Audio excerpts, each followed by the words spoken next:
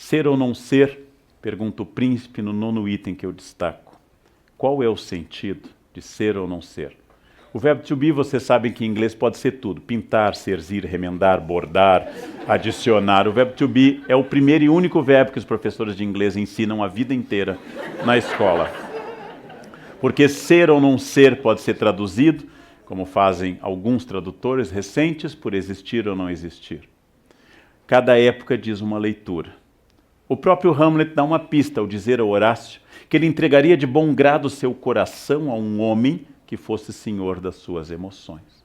Porque uma pessoa passional é uma pessoa perigosa. Domínio de si. A pessoa que tem domínio de si, pensa o príncipe, é a pessoa que jamais se ofenderá. Como eu já disse em sala de aula várias vezes, eu só posso me ofender se eu não me conhecer. Alguém me insulta dizendo algo sobre uma questão pessoal. Só há duas hipóteses. A pessoa está dizendo a verdade, ou ela está mentindo. Dizem que minha mãe é de moral duvidosa, insulto básico. Eu reflito sobre a biografia da minha mãe e não constato na biografia dela nenhuma indicação de que ela tenha tido moral duvidosa. Pelo contrário, sua aparência nas fotos, nunca sorrindo, é de alguém que foi fiel a vida inteira a um único marido. Jamais aquele sorriso largo de uma pessoa que viveu abertamente no mundo.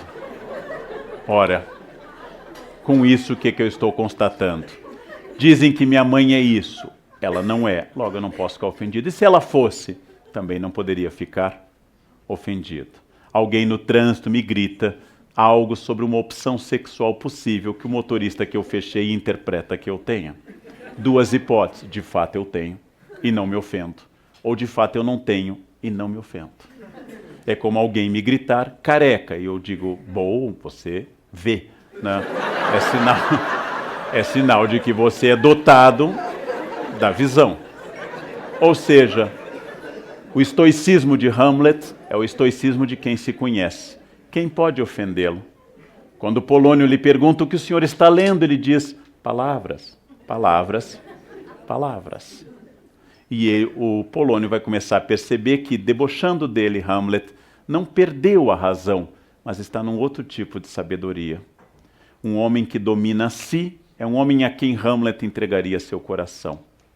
A consciência moderna nos leva ao grande mal da modernidade que ninguém resolveu e Hamlet apenas destapou essa pequena caixa de Pandora, a solidão estrutural da consciência moderna.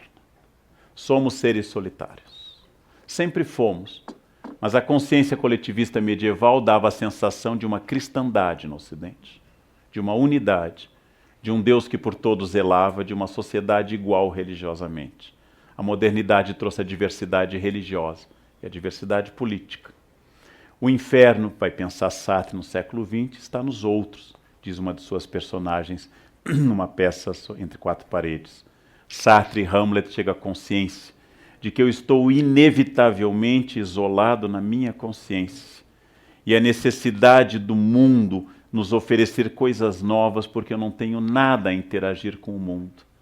Por que é que o príncipe Hamlet lê apenas um livro toda a peça? E por que é que nós temos que ver Velozes e Furiosos 75, Velozes e Furiosos 86? Porque na verdade eu não vi nenhum. E não tendo visto nenhum, eu preciso que eles se repitam. Como eu não tenho de fato amigos, eu tenho 3.000 no Face. Como eu não tenho uma vida interessante, eu fotografo tudo na minha e compartilho com todos. A minha solidão se insinua de tal forma, ela é tão estrutural, que eu tenho que fazer com que os outros me digam aquilo que eu desconfio, que a minha vida é uma vida que vale a pena ser vivida, através da observação dos outros. Isso não é sinal de um narciso exatamente fraco, mas é sinal de um narciso cada vez mais isolado em si, sem comunicação com o mundo, sem ouvir mais a ninguém. Já comentei aqui nesse espaço da CPFL que é obsessivo o nosso tipo de conversa. Qualquer informação que os senhores derem será respondida com a informação de outra pessoa. Eu, Leandro, sou de Aquário. Ah, eu sou de Gêmeos. Meu ascendente é Aquário, o meu é Câncer. Ninguém ouve ninguém. A solidão individual a 2 ou a 3 é a norma de todas as pessoas. E celebramos essa variedade de coisas, porque exatamente nós temos cada vez mais dificuldade em estabelecer algo significativo e orgânico. O príncipe se sente mal na corte de Elsinor, porque ninguém em Elsinor lhe diz a verdade. Todos em Elsinor dizem a personagem, Polônio, seu tio Cláudio, sua mãe, sua ex-namorada, seus falsos amigos Rosencrantz e Guildenstern. Todos dizem o que deve ser dito. Todos dizem o que é usual e ninguém está presente naquilo que fala. O príncipe é extraordinariamente consciente. E sendo consciente, o príncipe vai pensar seguidamente, mas o que eu faço de fato com a minha vida? E como viver uma vida que seja orgânica, se todos os valores estão esgarçados? Depois de falar por milhares e milhares de palavras, quando ele morre longamente numa cena trágica, morrem 8 pessoas na peça Hamlet, e o Hamlet é o último a falecer nos braços do amigo, Hamlet diz a sua última frase, o resto é silêncio. Porque depois dele ter dito tudo que é possível dizer, Hamlet não precisa dizer mais nada, porque agora o resto é silêncio. O que Hamlet parece dialogar conosco é que se as dores que nós inventamos, dores financeiras, dores físicas, dores de problemas familiares, fossem o disfarce de uma grande dor maior. A dor que nós não conseguimos nominar. Por isso estabelecemos dores laterais. Por isso estabelecemos que eu esteja bem ou não naquele dia. Hamlet diz exatamente que esta dor nasce do fato de que todos naquela peça, em quase 4.500 versos, estão dizendo a ele o que ele deve ou não deve ouvir, e não exatamente o que as coisas são. Hamlet objetivamente está olhando para o mundo e dizendo: quando é que haverá alguém que vai me dizer o que as coisas são? Quando alguém parará de dizer o que deve ser? Quando alguém parará de colocar fantasias? De beber muito, ele reclama da bebedeira da corte. De disfarçar sua dor. Quando alguém começará a estar presente naquilo que fala? Quando as pessoas começarão a ser e deixarão de não ser? Esta é uma pergunta muito dura de ser respondida. E como ela é muito dura, a maior parte de nós prefere não respondê-la. Como nós falamos muito, é provável que nós falemos muito, e todo instante, ao celular, no WhatsApp, porque nós não temos mais nada a dizer. E não tendo nada a dizer, eu preencho esse vazio insuportável com falas constantes. Hamlet nos convida a olhar, essa é uma cena que não está prevista na peça, mas assim foi interpretada desde o século XVII, a olhar para uma caveira. Quando ele faz o seu monólogo olhando para uma caveira.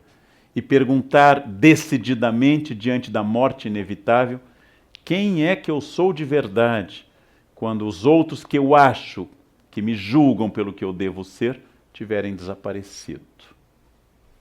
Por que é que eu não vivo desse jeito? Meu pai e minha mãe, Sartre chamaria má fé, Hamlet chamaria apenas Polônio, ou seja, a encenação, a etiqueta. Não, eu não posso fazer isso, o que minha família diria?